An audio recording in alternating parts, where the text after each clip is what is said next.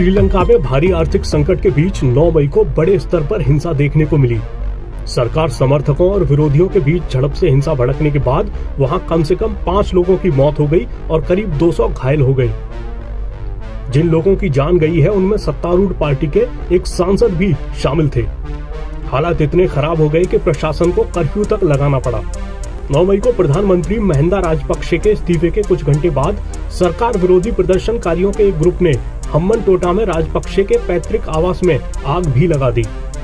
महिंदा ने अपने इस्तीफे में कहा कि वो सर्वदलीय अंतरिम सरकार के गठन की राह खोलने के लिए इस्तीफा दे रहे हैं।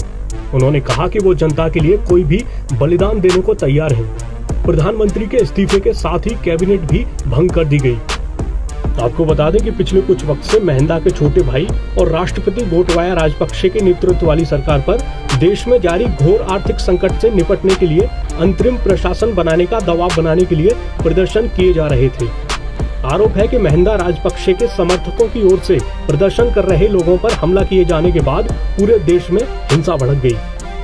फिर लोगों ने राजधानी से लौट रहे राजपक्षे समर्थकों पर गुस्सा उतारा। उन्होंने उनके वाहनों को रोक लिया और कई शहरों में उन पर हमला किया। इस हिंसा के बाद विपक्षी दल महिंदा की गिरफ्तारी की मांग भी कर रहे हैं। साल 1948 में ब्रिटेन से आजादी मिलने के बाद श्रीलंका अब तक के सबसे गंभीर आर्थिक संकट के दौर से गुजर रहा है। ये संकट मुख्य रूप से विदेशी मुद्रा की कमी के चलते पैदा हुआ, जिसका मतलब है कि देश मुख्य खाद्य पदार्थों और ईंधन के आयात के लिए भुगतान नहीं कर पा रहा है। 9 अप्रैल से पूरे श्रीलंका में हजारों प्रदर्शनकारी सड़कों पर हैं, क्योंकि सरकार के पास आयात के लिए धनराशि खत्म हो गई है। ऐसे में जरूरी चीजों की कीमतें आसमान छू रही हैं। अब इसी बात पर निगाहें टिकी हैं कि ये संकट आखिर खत्म कब होगा।